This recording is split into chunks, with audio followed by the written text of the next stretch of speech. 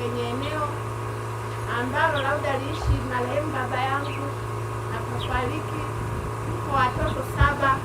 Ikatokea wenzangu labda wakawa hawapo kwenye eneo kama Mshishiu, mimi nikawa nimebaki labda peke yangu, lakini ile eneo ni mali ya familia, ila mimi ndio nimebaki. Sasa utaratibu ukoje kuhusu hati miliki? Nikanunua shamba, baadaye nikahamia Msalala na pengine nikanunua shamba. Ama shamba yangu yote hayana hati miliki. Je, nikitaka kumilikisha nitafanyeje? Jingine liko Shinyanga kijijini, lingine Msalala.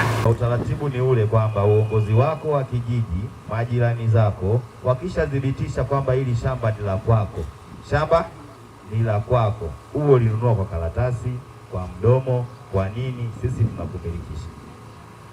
Kwa sababu maeneo haya mnayoyafahamu ni nini, kupitia balozi wako, majirani zako na uongozi wako. Wakithibitisha hili shamba la mzee fulani, sisi hatuna kipingamizi kumilikisha.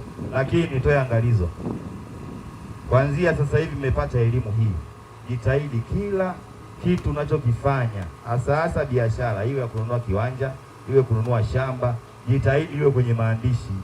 Ile itakusaidia wewe na familia yako na kupunguza migogoro. Masuala ya ardhi ni changamoto na ndio mgogoro ulipo.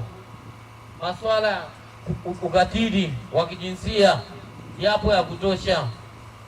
Mheshimiwa Rais anataka wananchi muwe na uelewa. Mkiwa na uelewa, mtaweza kujua nini cha kufanya, wapi pa kwenda kupeleka shida yako ukiipata.